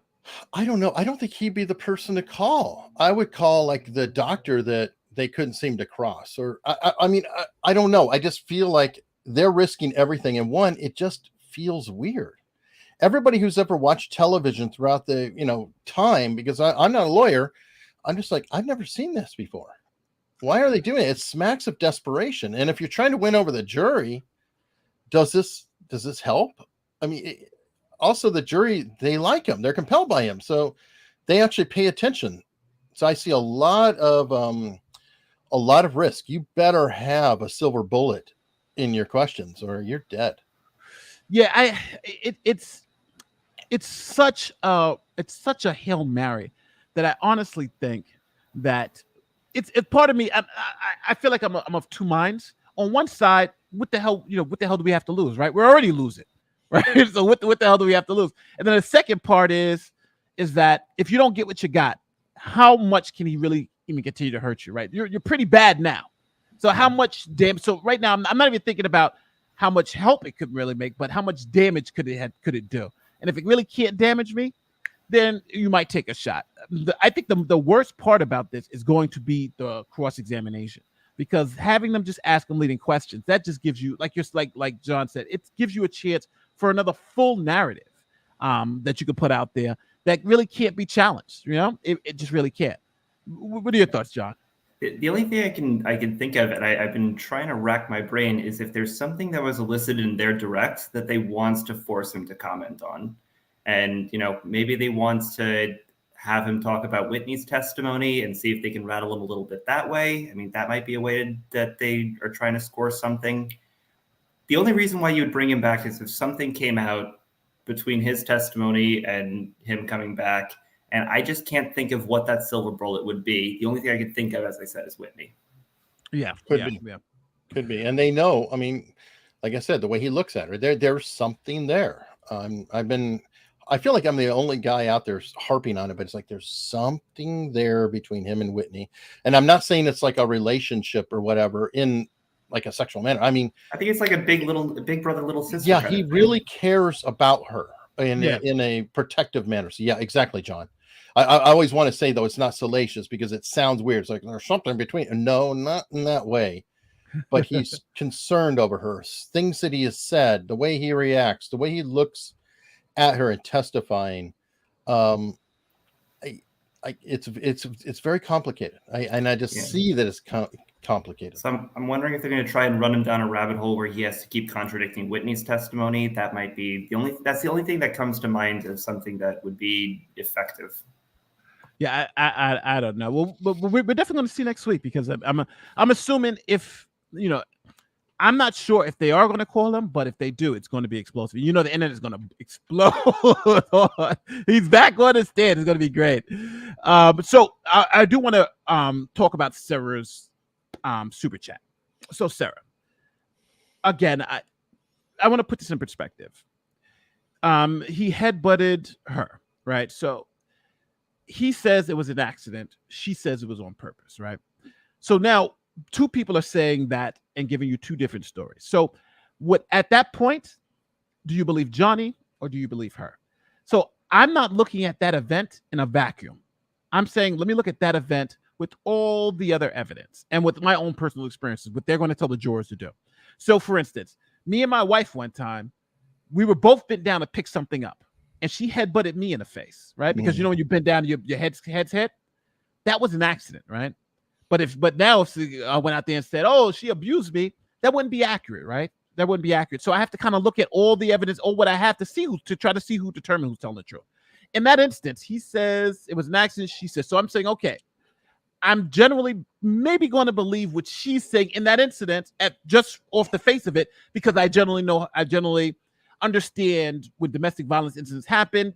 Generally, the guy's always going to say, I didn't mean to do it, and so I'm taking it on face value. But I wonder though. But hold on, I just want to let me just make this last point. But when I heard all the other evidence and all the other claims, and when I saw all the other bruises that were non-existent, I heard all the claims, like even with the stairwell incident, all the stuff she's saying that were obviously made up, right? Obviously embellishment. They were obviously everyone else has to be lying. The cops got to be lying. The doorman has to be lying. Hell, her nurse has to be lying. Her friend has to be lying. Her sister has to be lying. Everybody's got to be lying for me to believe her. Then now I'm reevaluating this incident and saying, well, it's. I think I got to believe Johnny here, because I don't know if she's telling me the truth on anything or not. That's where. So with all of these things, the recording of him raging and things of that nature, the one consistent thing I'll say here is that everybody, Amber's witnesses, Johnny's witnesses, hell, the people who we know not even come testify at the trial, all say no one's ever seen Johnny hit anybody. Yeah. Even Ellen Barkin, the terrible witness, said he tossed the bottle. Yeah. So in her general direction. So if you've bought the toxic middle, which I think is the best, the top, they were both toxic. I'm agreeing with you. I think Johnny Depp was just as toxic as her. But now, if I'm just evaluating based on the evidence, it comes down to credibility. And her credibility is not at the same level as his credibility based on the evidence. I don't know if you gentlemen agree. I'm sorry. I know that was long-winded, but I wanted to make sure I got that point out. As the headbutt thing, I can't help but picture, now I'm projecting like crazy here because I wasn't there. But Amber Heard does not like him to leave. Johnny doesn't like to stick around and argue. He likes to hide in a bathroom, run down the hall, go anywhere, right? Now, I can picture Amber saying, no, you stay here. No, you listen. No, you listen. His going, shaking, whatever. And then, like, let's say he's on a bed and she's like, no, you stay there. And he goes up to get up and then hits her in the head with his forehead. Yeah. I could actually see something like that happening when he's like just trying to, because I've bumped heads with people too in like a moment. It's like, oh, you didn't mean to do that. You're going left, you're going right, and you don't end. You're just trying to get the hell up. And I don't know if it's something like that. Again, I'm speculating.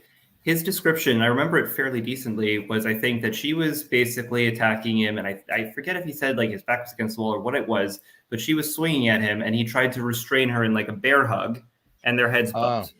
I could see that in my mind as happening. That makes sense to me. I don't see him just slamming his skull into her. That's a serious, that's like her teeth, feeling her lips go into her teeth and all these things that there were no pictures. You're still muted, Nate. And his story just fits better in my mind's eye. Yes. Yeah.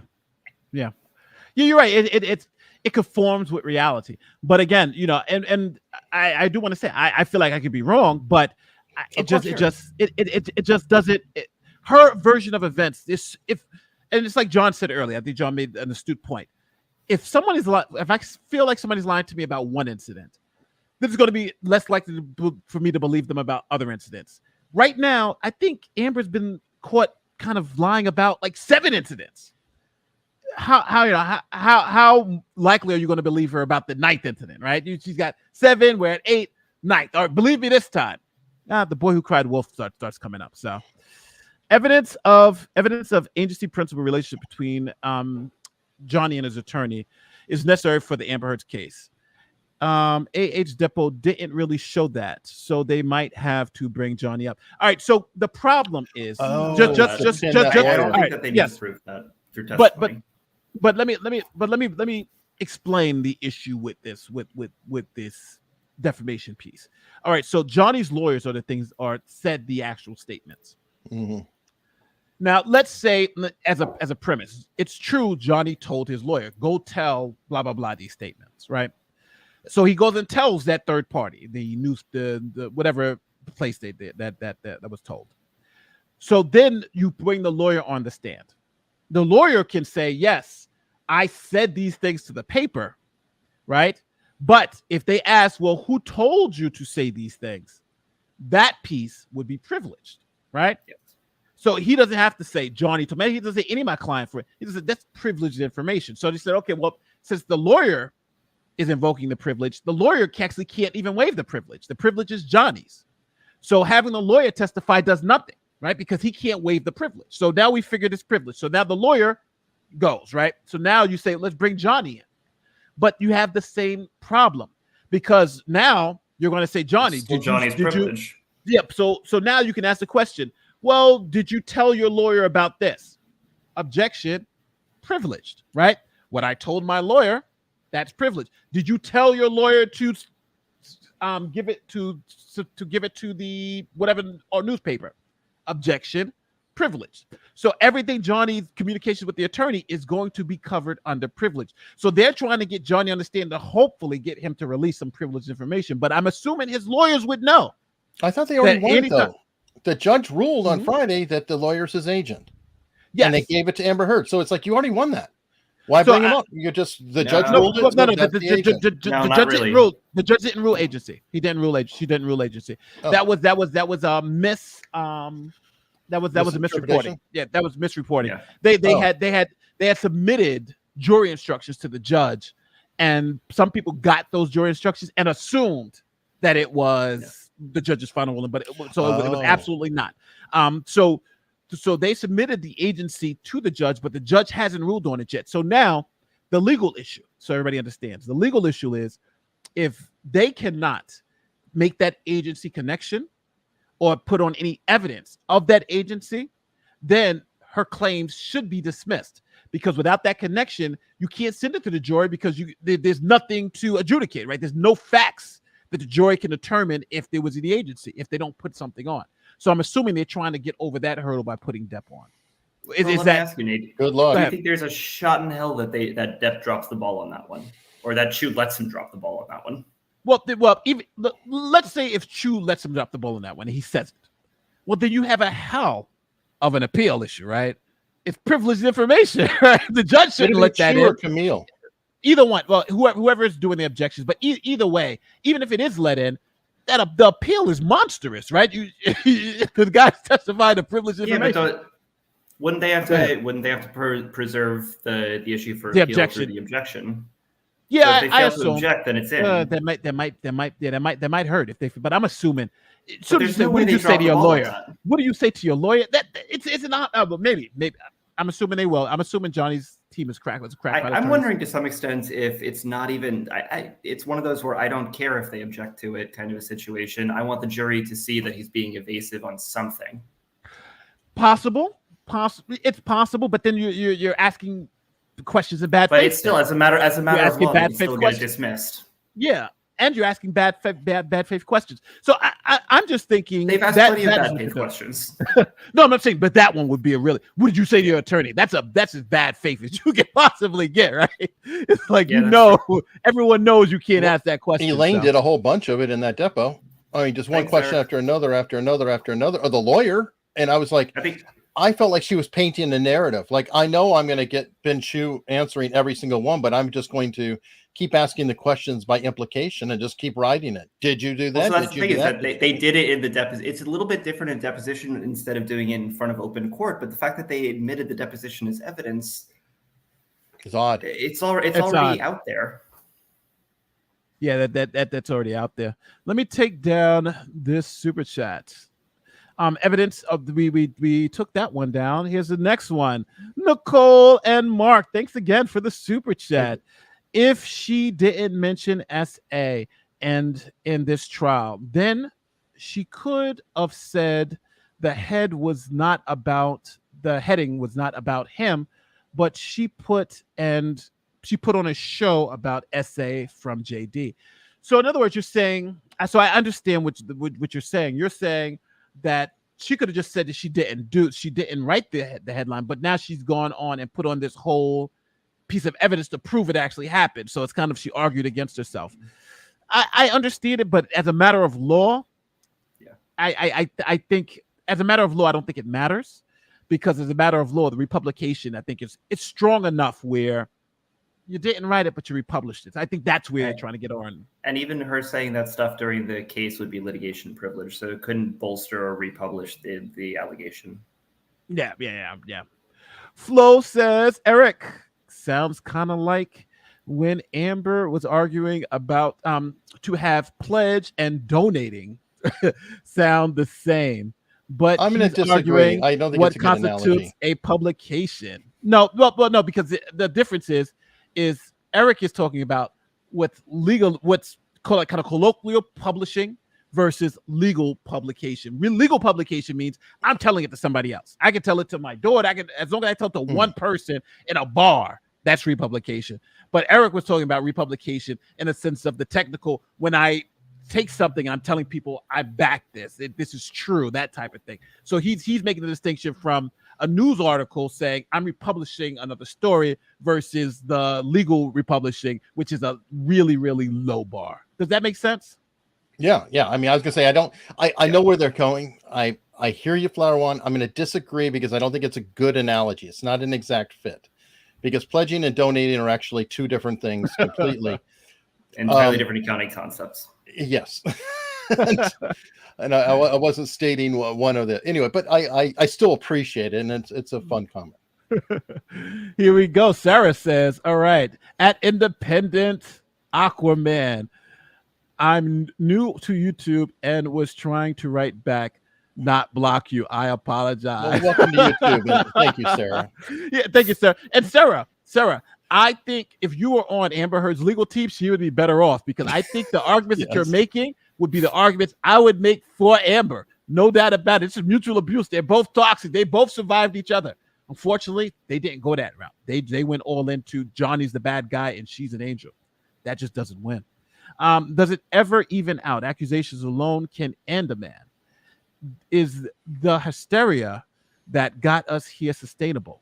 Men in the military avoid women like the plague now. As a military, there are some long-term things. Remember Mike Pence being made fun of because he said, I'm not going to have lunch with, which very legitimately is a giant problem, because you have women in that case who don't feel like they have the same exposure and ability to contact him. So there are some long-term ramifications we need to explore. Like, maybe there shouldn't be one-on-ones, period. Maybe it should always be glass windows in an office, whether it's a male, female, or anything else, because there are problems, and I understand the point. I don't want to be unsympathetic. Here's the next one from Carolyn. I was watching Nick's stream with my parents when you came on. They love you. You had them cracking up. Yes. With Nick, I don't know. Nick, on Nick's stream, I become like a comedian. It's just Nick, because Nick, Nick, he knows how to throw stuff out there to make it funny. So I just jump on it, and then it's like it's a bomb. Like this is MAGA country. That was just totally out of nowhere. And when it blew up, I was like, my God, this is really blowing up. He teased it up well for you. Oh yeah, it was like this This is MAGA country. It's like, oh my God. So now it's funny because as someone who didn't vote for Trump, I'm like the face of MAGA country. It's like, what the hell? How did this happen? How did this happen? The Lilshel says, I cannot get my head around the believe all women. That's like saying believe all parents if there's a case with a child. This is ridiculous. Yes, 110%. Yes. And this is the last super chat, which again, thanks everyone who did super chat. How was Johnny abusive? So I guess we are all toxic and abusive because we've all said mean things to mean words to people we love over a fight. That essentially is what Amber is trying to put forward. She's trying to say that abuse, and this is a litigation strategy. We were talking about this earlier. The litigation strategy here is make abuse as broad as possible. And the broader abuse is, the more likely it is for Amber to win. If you narrow it to something physical abuse or what people recognize, that makes it harder for Amber to win. So that's with it. I mean, harder for Amber to win, easier for Johnny to win. So I think that's where we're going here. But that's a tough one because how does that play? Because, have you never been angry at your significant other and raised your voice or said something you didn't mean to? Sure. Or, But but let's maybe think not about to this. Johnny's level, but still. But the you know what the problem is for me is that we live in this touchy-feely world now where if I say something harsh to somebody or something that's not, the perfect thing to say, like say if you misgender someone by accident, by total accident, you're the bad person versus you've made a mistake. Like right now, making mistakes it's almost like if you make a mistake, it's just as bad if you do it on purpose. There's no issue of intent behind if you say something or not, right? It's just like if you make a mistake, you're bad. And that I think is the problem when it comes to cancel culture. Cancel culture doesn't try to figure out the why. They just say, did you do it? And if you did it, you're automatically an evil person. You know what I mean? I agree. By the way, all those who are asking about why can't I super chat, that's because you're on the brand new Nate and Eric channel. YouTube has to monetize it. And so we're not capable of receiving super chats yet. That's what you're all helping us get to. Soon we will be there. So at this time, I have kids I gotta go get pizza for so they can eat because they're like, pizza, we want pizza. Ooh, good idea. I think I'll have that for lunch. So final thoughts. First, let's get John. I'm now fumbling your name. Let's get John's take. John, I'm gonna put you solo screen, John. Ooh, what's your final take? Let's do it this way. Other John. Here we go. John. Boom. Solo screen. What's your take? Final take, 2 items. One, I think that the Vogue article was interesting because it seems like there's a flailing effort to societalize this narrative in a way that's seemingly not super effective. 2, I really hope that they do recall Johnny because I think it would be absolutely fascinating to see what their strategy is on that one. I am racking my brain to think of what questions I would want to ask him if I were on Amber's team. And those are my 2 thoughts from the 2 articles. Generally speaking, I think that this is a foundering ship. And Nate, ultimately, when it comes to any sort of reading the tea leaves, I tend to agree with you. I think that Amber's team wins 2 out of 3.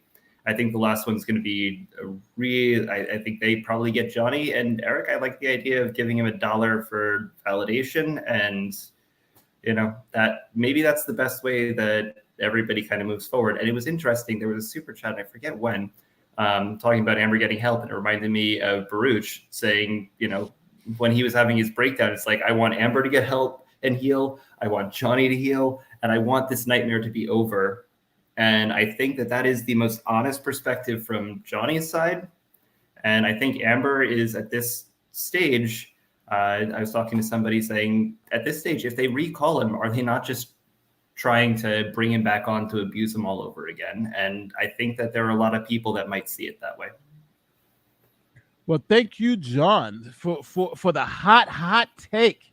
So, Eric. Great point. Eric's going to take us out. Eric, give us the final word. Final word. Oh my God. By the way, John, the Isaac Baruch poll was brilliant. I totally get it. He's somebody who I think genuinely loves both people. I think he's very frustrated with it, but he even said, he adored Amber. She has good teeth. I'm sorry. I don't, but I have to see a dentist. I got hit by a car a few months back. Sorry.